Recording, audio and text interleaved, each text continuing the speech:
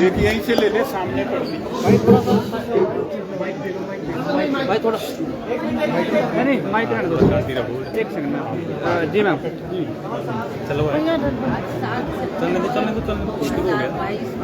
राहुल गांधी जी ने ये पद यात्रा शुरू की थी, जिसका उद्देश्य हमारे लोगों से जुड़ाव करना, हर क्षेत्र में जाना, हर क्षेत्र के लोगों से एक पर्सनल वार्ता करना, ये उनका उद्देश्य था।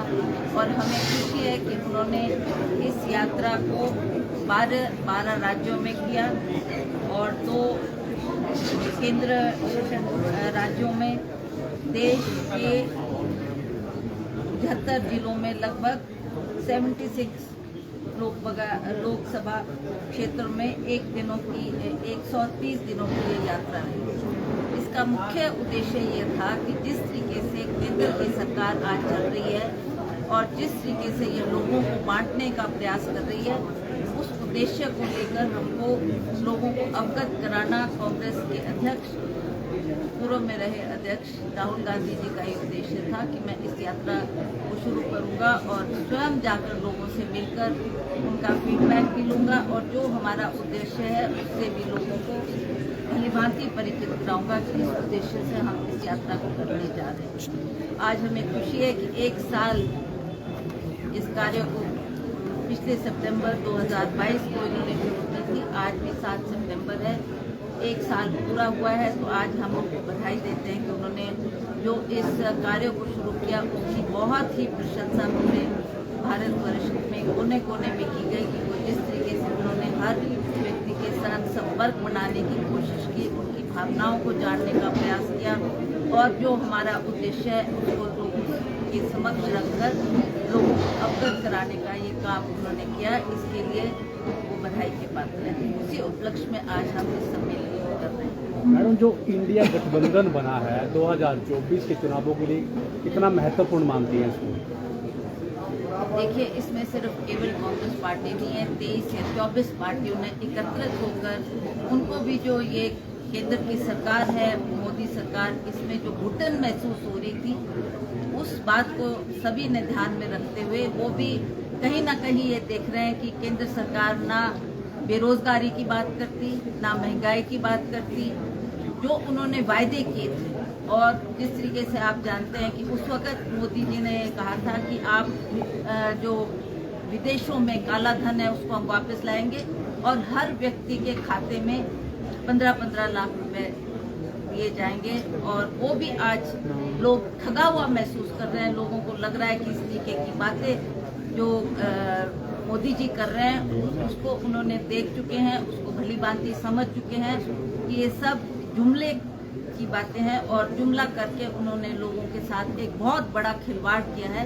तो मैं समझती हूँ इस जो गठबंधन जिसकी आप बात कर रहे हैं वो इसी मकसद से हमने बनाया है, सभी पार्टियों ने मिलकर, ताकि हम एकजुट होकर भारत को एक रख सके और भारत की जो उद्देश्य है उसमें हम सफलता प्राप्त। नाम को लेकर भी एक इशू चल रहा है कि भारत ही नाम होना चाहिए, इंडिया नहीं होना चाहिए। क्या लग रहा है, घबराहट?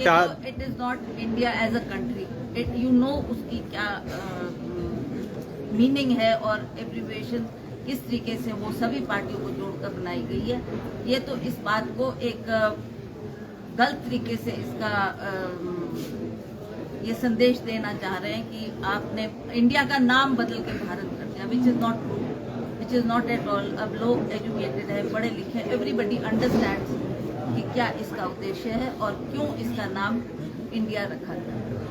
मैम, प्रियंका गांधी जी ने ट्वीट किया कि अदानी जो है बागवानों का शोषण कर रहा है, प्रधानमंत्री जी के लेकर क्या कहना चाहिए? ये तो है, ये आप जानते हैं कि राहुल गांधी जी ने ये अडानी का किस्सा पार्लियामेंट में भी उठाने का बहुत प्रयास किया।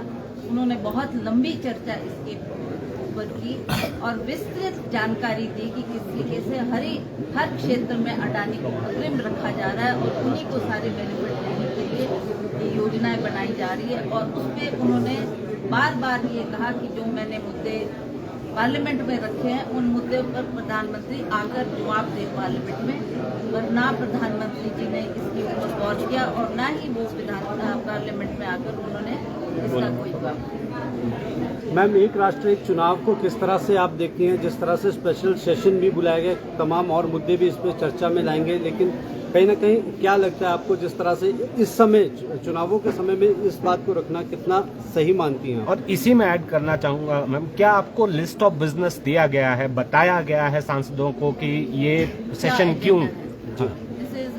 अभी तक हमने उड़ती खबर सुनी थी कि ऐसा विधानसभा का सत्र होगा और पार्लियामेंट का सत्र होगा, पर इसका उद्देश्य क्या है उसको अभी भी हम नहीं जानते, और वो अभी तक भी उससे ना प्रेस को ना भारतवर्ष के लोगों को अवगत कराया गया कि किस मकसद से वो ये आनन फानन में इस पार्लियामेंट का सत्र, चाहे दिल्ली में चाहे विधानसभा के सत्र जो रख रहे हैं, वो उनका उद्देश्य क्या है उसका अभी भी कोई हमारे को खबर नहीं। और जो दूसरा सवाल था, वन नेशन वन इलेक्शन, आपका क्या स्टैंड है? कांग्रेस पार्टी की क्या प्रतिक्रिया है? Let's see what happens, whether they will talk about this or whether they will talk on other issues, we really don't know कि ये उनका उद्देश्य है या और भी कई, जैसा मैं अखबारों में पढ़ रही हूँ कि कई और भी मकसद हो सकते हैं, बट जब तक उसकी क्लैरिटी नहीं होगी कि क्या मकसद है और क्या वो चाहते हैं, तो तभी इसके बारे में जवाब दिया जा सकता है। Thank you.